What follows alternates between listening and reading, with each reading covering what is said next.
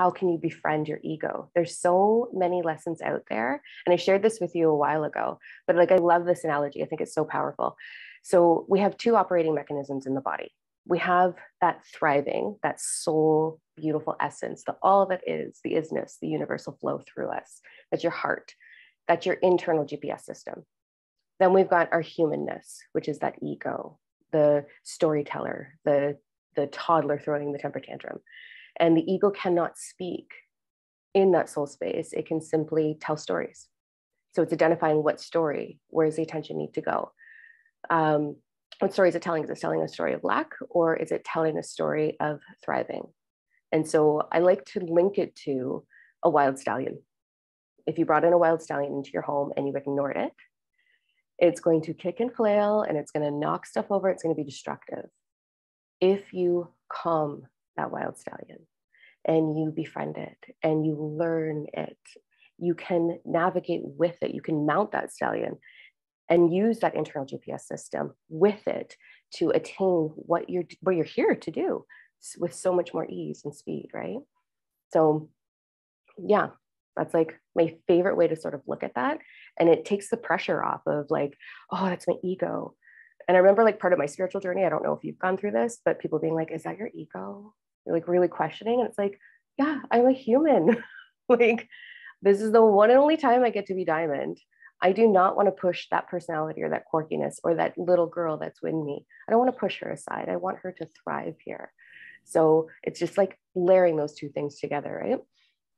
And not pushing it away. I really want to make sure people know that you're not saying one piece of you is bad and the other is good. Like, I think that polarization is a challenge as well. Yeah. Yeah. Well, and it's like, you know how we're supposed to unconditionally love? That starts here. Can you unconditionally love all avenues of yourself? Like, bring them together, right? Use them. And when you do, like, it's so liberating and you can have so much more fun. And we'll talk about that in like our next recording, but like, oh, it's so good. Yeah. So again, like making that shift from survive to thrive. So we got to understand that we need to pair with the ego and we have to understand the energy. Everything's frequency, everything's energy, right? So which bucket am I playing in today?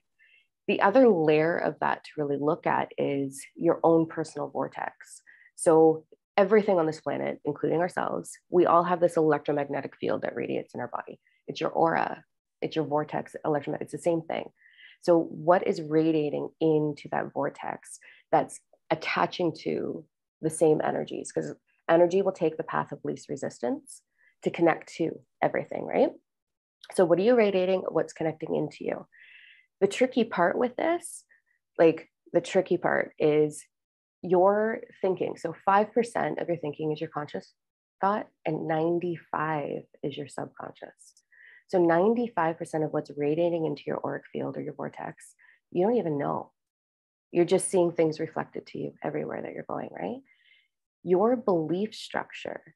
So all the things you learned up until you were 8 is when you get a like solid foundation of what you think you know it all, got to figure it out.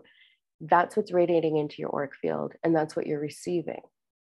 So healing the beliefs that are limiting you, super freaking important in order to be able to like navigate and understanding what beliefs are limiting you. That's the first step. That's a deep dive, which you can do through your journal. What do I believe about love? What do I believe about intimacy? What do I believe about marriage? What do I believe about receiving? Am I open to that?